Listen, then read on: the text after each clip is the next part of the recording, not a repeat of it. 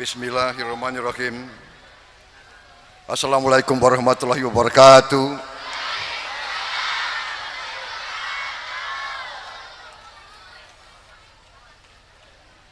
Marilah kita tidak henti-hentinya memanjatkan puji syukur kehadirat Allah Subhanahu wa taala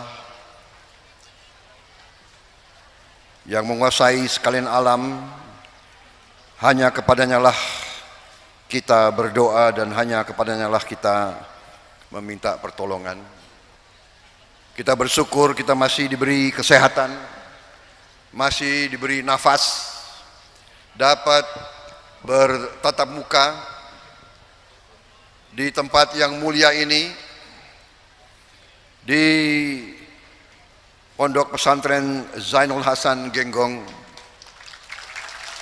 dalam keadaan tidak kekurangan sesuatu apapun. Salawat dan salam kita haturkan kehadirat junjungan kita Baginda Nabi besar Muhammad Rasulullah Sallallahu Alaihi Wasallam yang telah memberi kepada kita agama dan peradaban. Yang saya hormati dan saya muliakan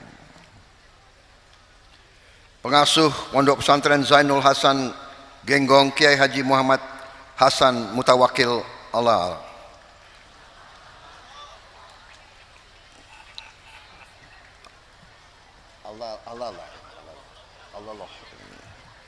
Yang saya hormati, saya muliakan Ketua Umum Majelis Ulama Indonesia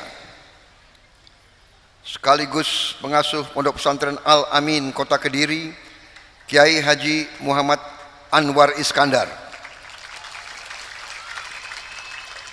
Yang saya hormati Nyai Hajah Diana Susilawati, yang lebih dikenal sebagai Neng Sos.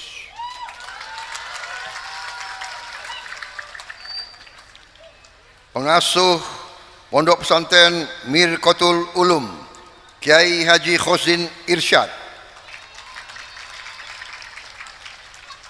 Pengasuh Pondok Pesantren Rofiatul Islam Kiai Haji Munir Kholili. Pengasuh Pondok Pesantren Bani Rancang Kiai Haji Muhammad Siddiq.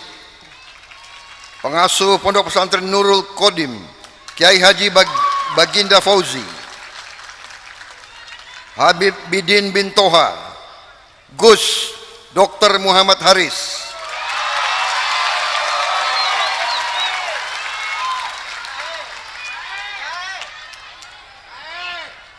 Gus Hasan Ahsan Malik.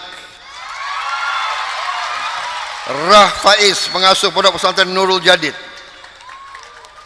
Saudara-saudara yang berkenan mendampingi saya hari ini, Gubernur Jawa Timur Pak Dekarwo,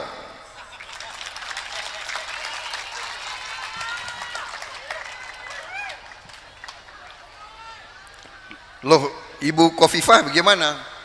Ibu Khofifah penggantinya.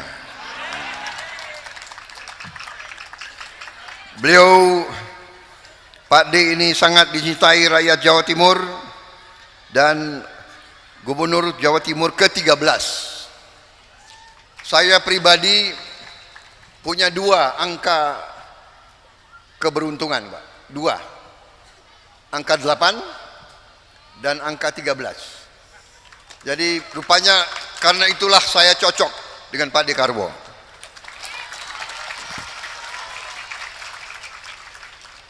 Saya selalu dukung beliau, kampanye untuk beliau, beliau selalu kampanye untuk saya. Alhamdulillah, terima kasih Pak De. Yang saya hormati Letnan Jenderal TNI Purnawirawan Agus Sutomo.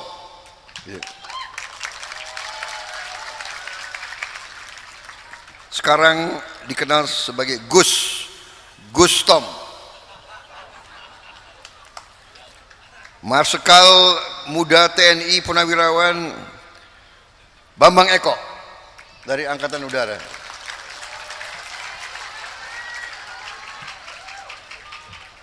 seluruh anak-anakku, santri dan santriwati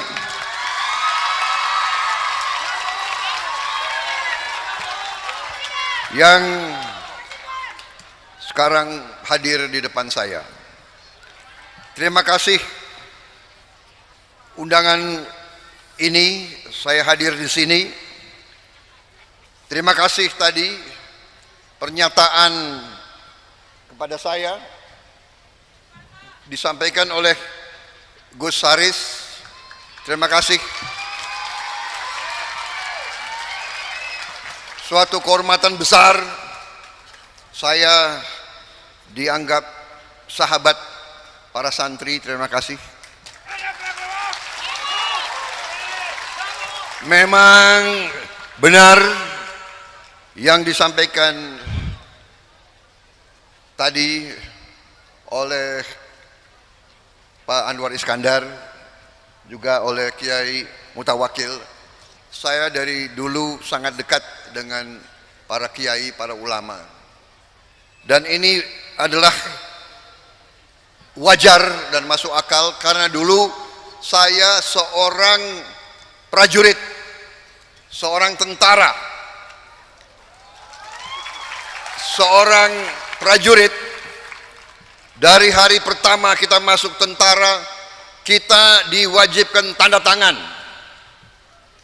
Istilahnya oleh pimpinan kita waktu itu, kamu tanda tangan, artinya kamu teken siap mati.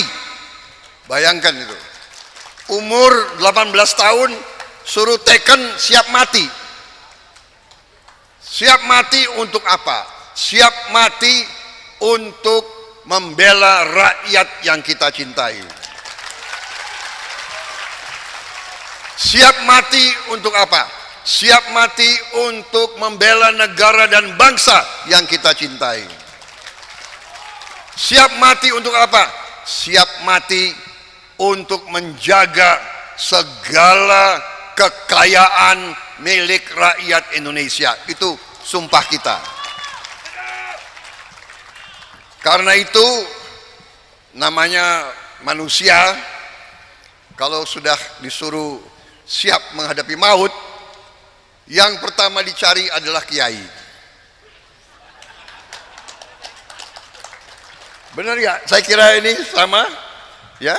Jenderal Agus semua tanya itu tentara-tentara, kalau mau dikirim ke daerah operasi, sudah mau menghadapi musuh, pasti minta izin ke komandan. Semua tentara yang saya kenal pasti minta izin ke komandan. Komandan, saya minta izin. Berapa hari? 3 hari lah, 4 hari. Kenapa? Saya mau menghadap kiai saya.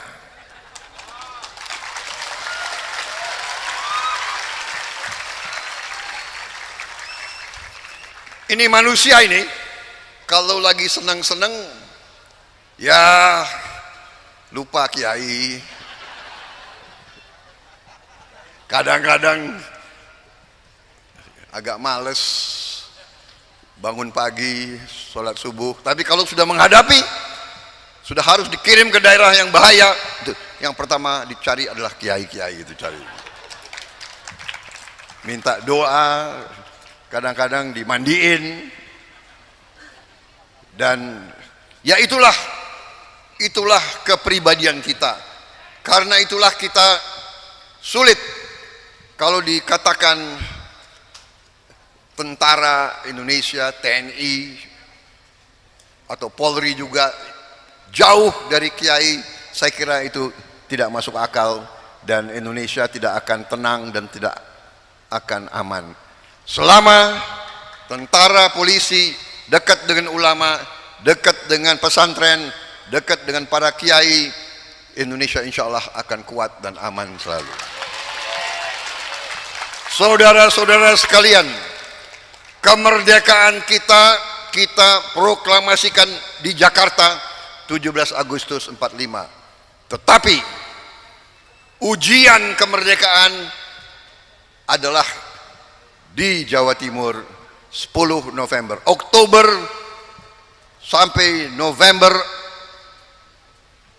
awal Desember 1945 berada di Jawa Timur, di Surabaya, yang dikenal sebagai Pertempuran Surabaya, di mana tidak hanya rakyat Surabaya, bisa dikatakan mungkin seluruh rakyat Jawa Timur, dipimpin oleh para ulama, dipimpin oleh para kiai, digerakkan oleh santri-santri menghadapi Inggris dan mengusir Inggris dari bumi persada yang kita cintai, saudara sekalian.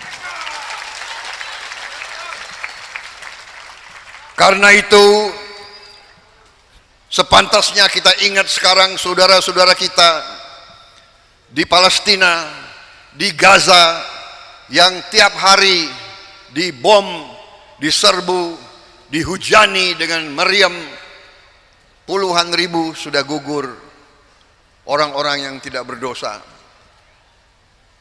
Marilah kita sejenak ingat mereka. Marilah kita berdoa dalam hati kita, semoga mereka diberi kebaikan oleh Yang Maha Kuasa. Dan marilah kita ingat, marilah kita jadikan peristiwa-peristiwa itu sebagai peringatan bagi kita. Indonesia harus kuat. Indonesia harus bersatu. Indonesia tidak boleh diadu domba lagi. Indonesia harus rukun. Indonesia harus waspada. Indonesia harus sigap. Indonesia harus memilih yang terbaik untuk bangsa dan negara, saudara-saudara sekalian. Saudara-saudara sekalian, negara kita sungguh-sungguh menerima karunia dan kekayaan yang luar biasa dari Allah Subhanahu wa taala. Sekarang masalahnya adalah apakah kita sebagai bangsa, apakah kita bisa mendapat pemimpin-pemimpin yang bisa menjaga dan mengelola kekayaan-kekayaan tersebut untuk dinikmati oleh seluruh rakyat Indonesia. Itu masalahnya. Beratus tahun bangsa-bangsa asing datang ke Nusantara ini. Beratus tahun datang Portugis, datang Spanyol, datang Prancis, datang Belanda, datang Inggris, datang Mongol, datang terus berganti-ganti. Karena apa? Karena Nusantara dari sejak dahulu kaya. Dan harus kita koreksi diri, harus kita mawas diri, bahwa sering pemimpin-pemimpin kita kurang pandai menjaga bangsa, rakyat, dan kekayaan tersebut. Alhamdulillah tadi hanya orang yang tidak punya akal, hanya orang yang tidak punya hati, yang tidak bisa mengakui prestasi yang sudah dilakukan oleh Presiden Joko Widodo. Kita harus berani jujur kepada diri kita sendiri. Katakanlah yang benar itu benar dan yang salah itu salah. Presiden Jokowi telah berbuat yang terbaik untuk bangsa dan rakyat kita. Saya yang pernah dikalahkan oleh beliau 2 kali, saya pun mengakui bahwa beliau berbuat yang terbaik untuk bangsa dan rakyat Indonesia.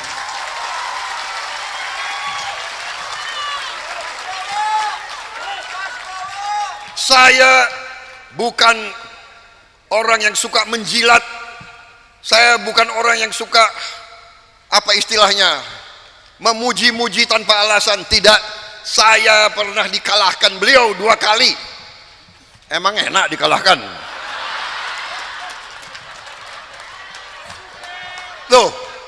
Loh, Anda sekalian ketawa, Aku sedih kok kalian ketawa nih.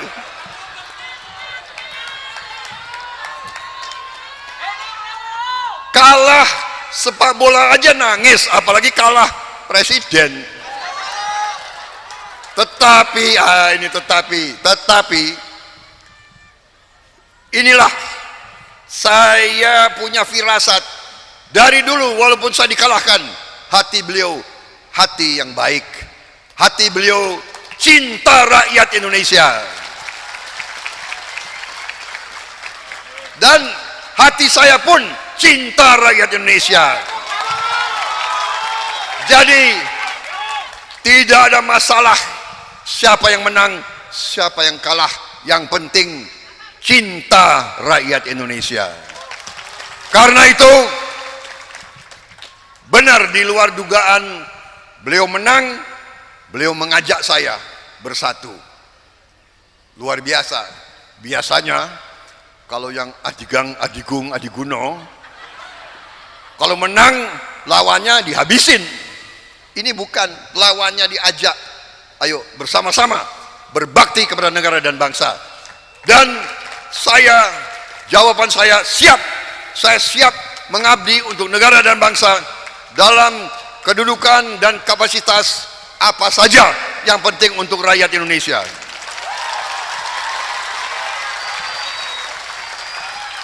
Saudara-saudara, karena waktu saya persingkat, yang penting inti-intinya.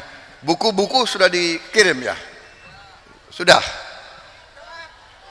ada buku ya? Berapa? Cukup. Jadi buku saya kirim untuk dibaca, dipelajari oleh semua ustadz, ustazah, para kiai yang ada, dan tidak ada masalah. Saya kira santri dan santriwati yang sudah kelas terakhir, saya kira bagus kalau baca juga ya. Karena ini adalah masa depan kalian semua. Kalian yang akan memiliki bangsa Indonesia semua, saudara-saudara. Kalian, kami hanya jembatan untuk kalian liwati, untuk kalian mengambil alih memimpin bangsa dan negara ini. Karena itu pendidikan sangat penting. Insya Allah nanti manakala terjadi kesinambungan, manakala ada estafet yang diteruskan, manakala Pak Jokowi meneruskan estafet kepemimpinan kepada saya dan Mas Gibran, kami akan mengutamakan pendidikan anak-anak kita yang paling penting. Semua anak-anak Indonesia harus kita beri makan yang bergizi baik supaya cerdas, kuat, bisa bersaing dengan bangsa manapun di dunia. Kita juga harus swasembada pangan. Kita harus swasembada BBM. Tidak boleh kita import lagi makan dan BBM dari manapun. Indonesia harus berdiri di atas kaki kita sendiri. Semua kekayaan alam tidak akan kita jual murah kepada bangsa asing. Semua kekayaan alam kita harus diolah di bumi Indonesia. Pabrik-pabriknya harus di Indonesia. Rakyat kita, anak-anak kita harus punya pekerjaan yang terhormat dengan penghasilan yang layak, dan kita tidak mau lagi menjadi bangsa yang menerima upah murah. Kita ingin rakyat kita terhormat, sejahtera, dan kita harus berani menghilangkan kemiskinan dari bumi Indonesia, saudara-saudara. Untuk menghilangkan kemiskinan, kita harus berani menghilangkan korupsi dari bumi Indonesia.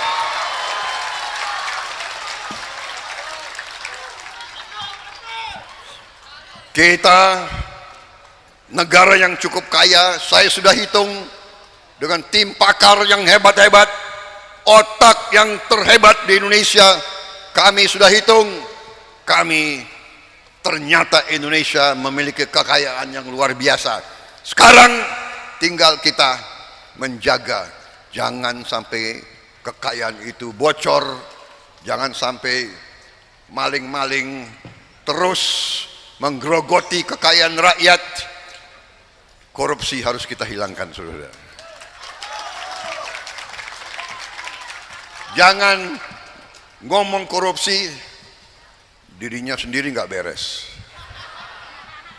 Saudara-saudara sekalian, saya tinggalkan buku-buku saya untuk dipelajari. Ini juga sebentar lagi azan ya ini. Jadi saya mempercepat. Saya sebetulnya ingin bicara lebih lama lagi, tapi saya kira yang penting inti-intinya sudah saya sampaikan. Terima kasih Genggong, saya diterima di sini.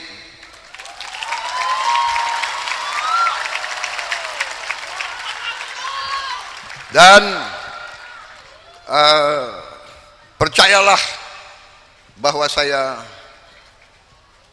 insya Allah akan kembali ke Genggong. Dan